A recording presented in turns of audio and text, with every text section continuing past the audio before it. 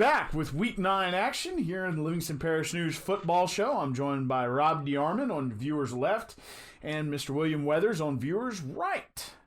Good morning, sirs. Morning. How are you? Good morning. Good. Doing well. Good. Today we've got plenty to talk about. 4 games. We still got one intra-parish matchup left. We'll be discussing that here first, actually, because that was the game of the week last week. They held on, played in the rain, pretty sloppy weather. Walker comes back in the 4th, takes the win, and now hosts a share of the district lead. William, take it away for us. Yeah, it was tremendous comeback for Walker. You consider the conditions, the opponent, and down 17-7, down 24-14, and you're just not quite sure. They dug out a bag of the tricks, went to a flea flicker, and it kind of gets them back in quicker. They make a big stop on defense, get the ball back, they drive down, and the one time that they were able to get Brian Thomas behind coverage, they did. It was a 19-yard pass from Ethan McMasters to Brian, touchdown in the last minute, and then they held on. They because at this point it's 26-24, and so Central could get into field goal range, and they didn't get any closer than Walker's 36, and you saw a team grow up right before your very eyes, because it was not real pretty. They did not do a lot on offense for the first 3 quarters. Obviously, it was 10-7 going into the 4th quarter, and the game into the 26-24. It just became a track meet, the way they started scoring on each other and answering back and forth. And then again, they got a big sack on 3rd down with the defense got to stop, gets the ball back, they go down and score. So it keeps up a good feeling for them going forward. They've won, they're 6-2. They've won 5 in a row. They're tied for the district lead with Zachary, which is the Week 10 opponent. That means the Week 9 opponent has got their full attention. And Chad just seems to be saying all the right things and trying to get their heads that look. And he said, look, I'll be honest. If I didn't think they were any good, I'd say, we'd be in good shape. He said, but you can see on film that they've done some good things. They had some games that got away from them at the end. They're very, very capable, and he doesn't want them to be, arrive at their expense. So, let's give them our full attention and keep playing like we have, and hopefully take our show on the road to Week 10 for a meaningful district championship at Zachary. But they've got to take care of Denham first. Well, and as we discussed in the pregame, our pre-show, we've got 2 teams here that are moving in opposite directions, almost polar opposite. Yes. Let's talk about the other side of the ball. Have had some games get away from them. A senior class that has never beaten Walker. What is Coach Conady saying?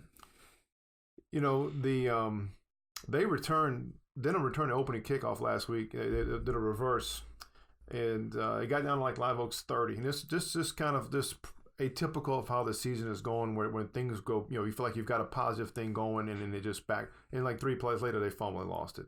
Live Oak goes down and score. Well, this whole season, Denham has never gone down and scored on his first possession.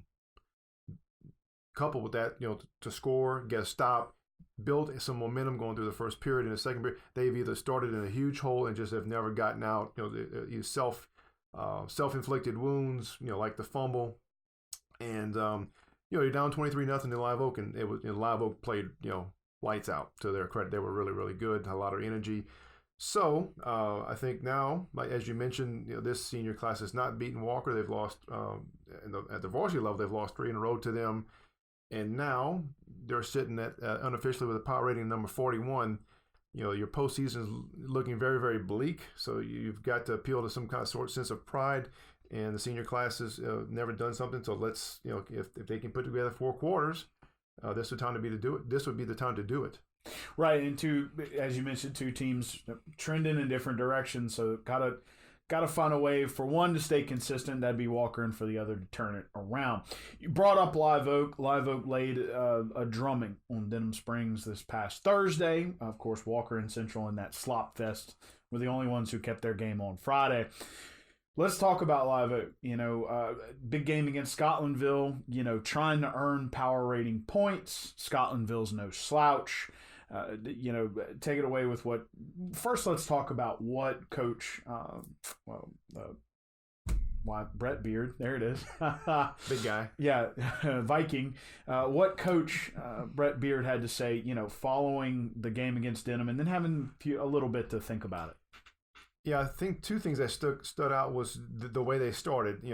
He's always preached about getting off to a fast start. Well, they did. The defense fed him a couple of turnovers because Aiden Saunders also had an interception that was turned into a touchdown. And their energy level was just much better. They were just flying around.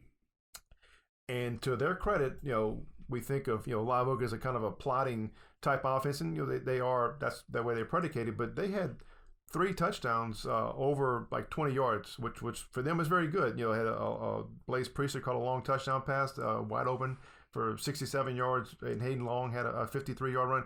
So if they can break big plays, that's obviously to their benefit. Now, against Scotlandville's defense, which is a little more athletic and they close a little quicker. Those holes close a little quicker.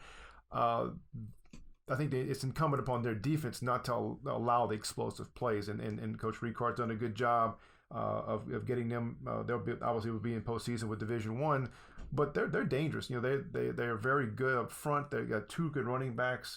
They do like to be more balanced. They can run with the throw, and can Live Oak, maybe trying to make them somewhat one-dimensional and take away the run because they want to run first. So this is going to go back to the theme with Denham senior class. This Live Oak senior class has never beaten Scotlandville. This keeps them on course if they can win to be 7-2, and that would put them in a Week 10 situation with Central to be 8-2. According to Coach Beard, that would be a school record for regular season victory. So they've got plenty to play for, and with an unofficial power rating of number 25. They definitely want to enhance that because obviously the higher you go into 20s and the low teens, you kind of lessen the blow of that first opponent. Right. Let's talk about real quick. It was a theme early on. Have to be able to travel. If you want to get to the Dome, you got to be able to travel.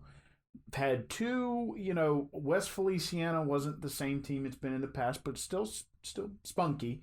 And then a good team in Kentwood. On the road, they got both of those victories. Can you bring anything up about that, or do you think that this is going to factor in because it's a road game? They're at Scotlandville. It's an intense atmosphere. No, that's another underlying thing, man. That was a good point. I guess the biggest thing is going back and with the weather we're fixing to get. Probably going to play on a sloppy track. Scotlandville plays on grass. You kind of get used to playing on turf at home, and it's going to be loud. The band's going to be blaring, and this will be easily the toughest road environment because of the size of the stadium and the number of people that will probably be present.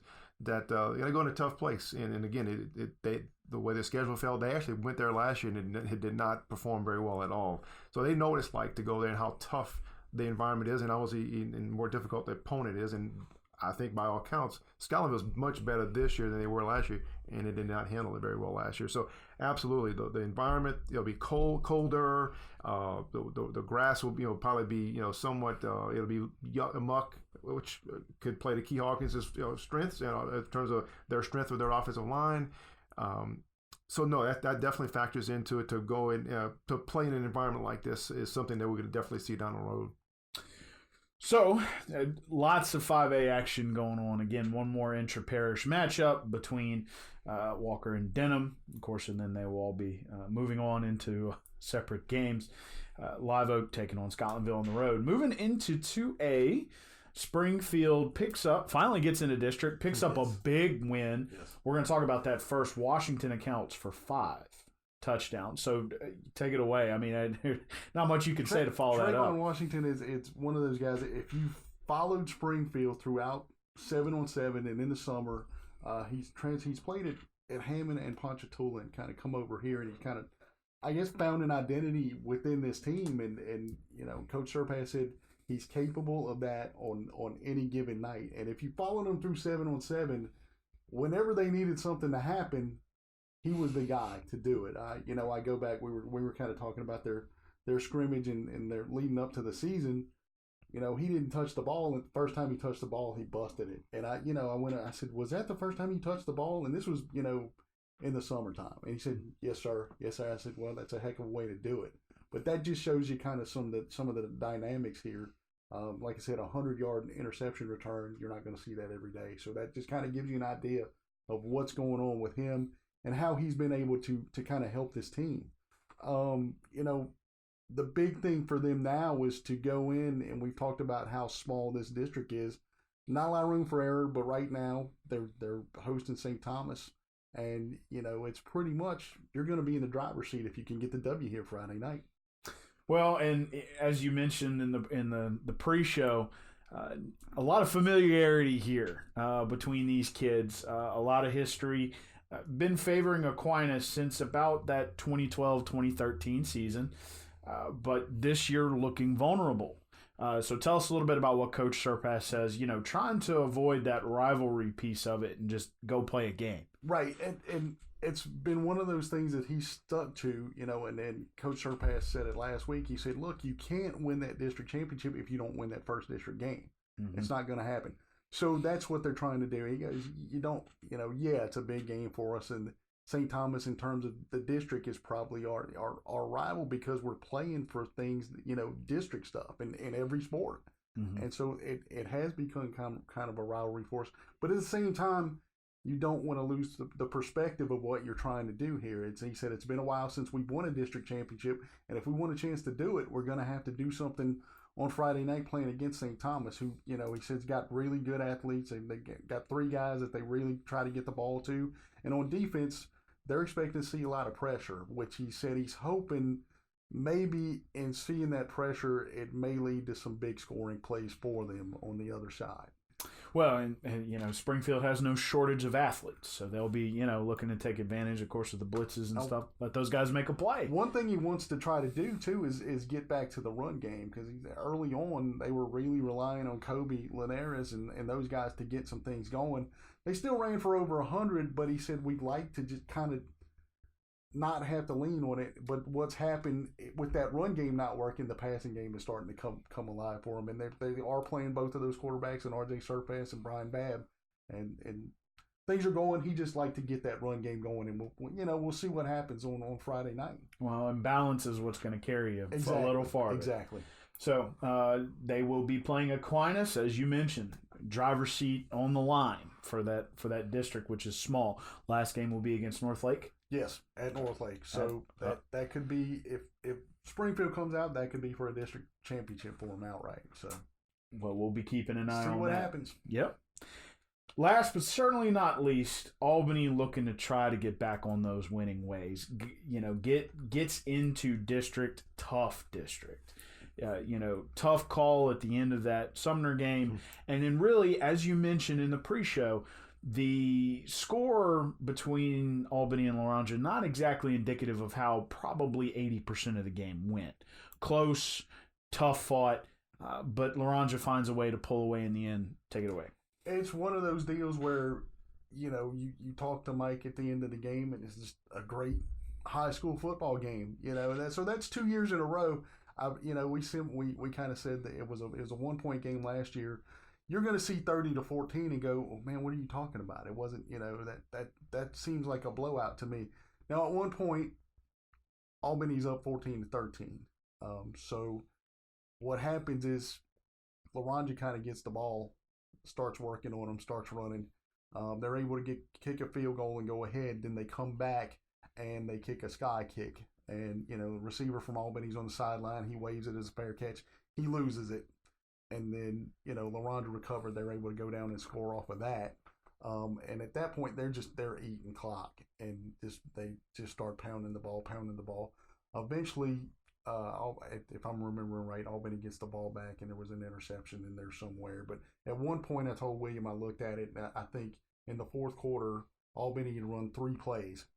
And I think total, at the end of the game, I went and added up. I think they ran 10 plays in the fourth quarter. So that kind of gives you an idea what happened there. And then the last touchdown, Albany took over with about 59 seconds left, and J.J. Doherty threw a pick six to Coy Disher from Laranja, which accounted for the last score. So that's kind of how it looks. That's why it looks like it does when you see it. But when you look at it, it was just they knew that Laranja was going to bring that physical running game, and that's exactly what they did. It wasn't anything fancy, and they. two of their, I think they might have completed 2 passes, and both of them were for touchdowns off of play action for Rondit, So, and one of them was on 4th down too. So also, God, it's tough to defend. It's one of those deals where you're just kind of like, you look at it and go, man, what are you talking about? But it was a really, really good high school game. I mean, we're sitting up there going, man, this is a great game. There's nothing you can, say. So now they've got to try to bounce back, know. Well, and looking to bounce back against a team that's not, you don't want to call anybody bad. They're not very good. 4A Beauchamp, which as you William mentioned in the pregame or in our pre-show, a combo school, not a lot of football history there. Just kind of going out and playing a game. So this looks like a good opportunity for them to get back on track. The biggest thing right now is it's Mike said, you look at them and they just haven't seemed to put it all together, and that's where they're at with this thing. But they have to get a win. He said if we can do it, we can probably secure ourselves a playoff spot. The other part is he's looking at senior night. So you want to kind of. He's hoping the kids get up for that, but then at the same time, he looks at the schedule. They play in that district with Breaux Bridge, Cecilia, Livonia, and Opelousas. And basically, he said, if you look at that strength of schedule, it's better than ours. Yeah. So that factors in as well. But at the same time, to help themselves out in the power ratings, they got to get this win, Yeah. Got to pull it together here with one district game left next week. Who are they playing? That would be at Hannon. Hannon. Going to Hannon. So that'll be a tough contest as well. There, yes. I mean, to speak highly of another district compared to the way their district shaped up says a lot. So they'll have a lot to. They still will have a fight ahead of them. I think Friday. we got one team at home next week. Not you guys thinking about. No, it. I was thinking everybody's about gonna that turn too. on the lights. Everybody's gonna be gone. Oh wow! We'll have Albany and Springfield both in Covington on Friday night. Walker's at Zachary, Denham's at Scotlandville. So I think Live Oak hosts Central. That's it. I'm pretty sure. That's our only home game. So we're going to be out and about next Friday, and away week 10. Away. Just to give you guys an idea here, and this is off of the sports line power ratings. Albany is sitting at 25. Right now at 4-4, so you obviously want to boost that up and try to help yourself out. And as you mentioned, you start getting into those middle of the road. You try to find opponents that are more your size and skill. You're going to the low teens and early 20s. You can play with the 12, 13, 14 range, but you get 27, 28, 29. You're talking about the top half of the bracket. The very obviously you're on the road, but it's a little bit more steep climb. Right, and that applies to all of our classifications. Yes. I mean, you've seen it. We saw it last year with Springfield. Springfield gets in, but they've got a meet first round, so they go from, they just played them 2 weeks previously, and then I was just about to say, played them, got blown out, have to go back and get blown out, play them again. So, and that's no good. Those are the things you don't want to see, but it happens nonetheless. So these are situations where these teams can kind of help themselves out by getting wins. Well, and as you can see, we're discussing here, I mean, playoff picture starting to shape up. Got 2 weeks left for these teams to make their case. So everybody's looking for a win. Now, of course, between Denham and Walker, there's going to be a loser. So will be interesting to see who comes out on top there. I did want to bring up something that you said, Coach Mahaffey said, and that is that this Denham team's dangerous. Yeah, he said he can see them. He referenced and you saw some because you shot the Zachary game how very much they were in that game. Oh yeah. And until the fourth quarter, and he referenced some other examples where they're in a lot of games, and so we don't want to be the team that they put it all together against. So we can't let our focus down and just. God forbid you would take anyone for granted, much less someone 5 miles down the road. Right. As you mentioned, seniors have not beat Walker. Lots to play for. Definitely don't want to lose focus on Walker's side. Definitely looking to bounce back on Denham's side.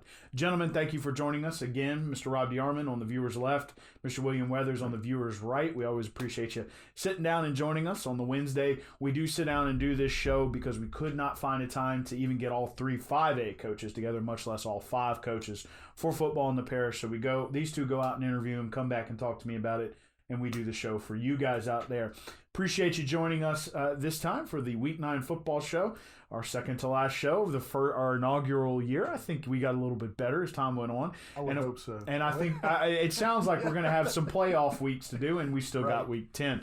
So thank you again. My name is McHugh David, publisher and editor of the news. Remember that you can check these shows out on our website, www.livingstonparishnews.com/podcast. There are audio and video versions there. We also post them on podcast platforms. That includes Apple Podcast, Google Play, and Spotify. You can check them out there. We do all sorts of other interesting things. I sat down with Mr. Greg Spears, who is a candidate for Bessie District 6 this morning. We will have Brian Amos on Friday, and I'm going to be sitting down with Sheriff Jason Ard at 1 p.m. today to talk about some of the Perkins situation that's going on. One last time, appreciate you joining us. Hope you have a great day, and here's hoping that we have a great week of football. It is going to be chilly. Wrap up. Thanks for joining us.